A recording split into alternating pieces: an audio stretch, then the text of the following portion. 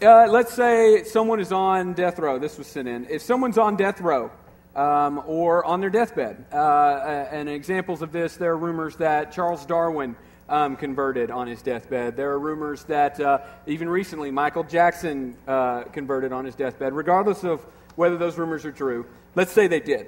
We're just hypothetically talking. Mm-hmm. They did. Or Saddam Hussein, before he was executed, converted.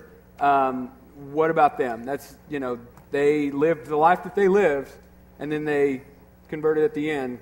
Is salvation available? Without question. Jesus told a story of a landowner who went to the market at 6 in the morning to hire workers. And he said, you guys go work in my field, and when it's quitting time, I'll give you a denarius, which is what you got paid for a day. He went back at 9, got a group, went back at 12. He went back at 3 o'clock, 2 hours before quitting time, and got another group. And then at the end of the day, they called him in, and the foreman paid the guys who have only worked 2 hours a denarius. So the people that work all day thought they were going to get more, but they didn't. And they were angry with the landowner. He said, cannot I be generous with which is mine? If someone genuinely on their deathbed after a life of sin, again, we are the ones that categorize sin, not God. God said if you broke in one part of the law, you've broken the whole law.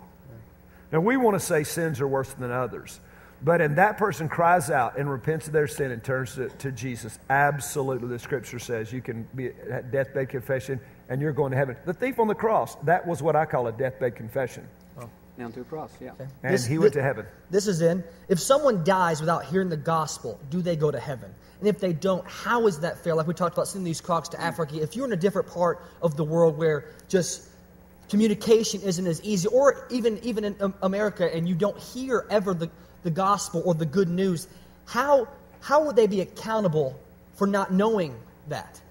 Well, it says in Romans chapter 1 that even those who haven't heard are accountable because they have the witness of nature. And so there is God didn't say those that hear and save to get to go to heaven, but if you don't hear and then you get to go. No, there's only one way. That's why faith promise. I want you to hear me. When we send money to missions and we ask you to go, it's vital. It's why you need to witness to your children and to your friends and to your neighbors. Because the Scripture is clear. There's not two ways, there's one way. That's why it is vital that we keep growing and reaching people. Because there's only one way to heaven, is Jesus. And there is no out or excuse.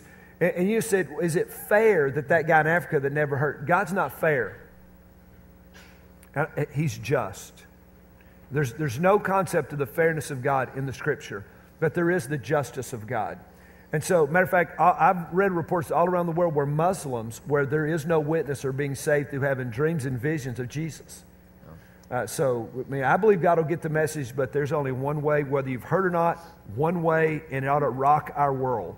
That's the responsibility that you and I have, who are the light bearers and the truth carriers.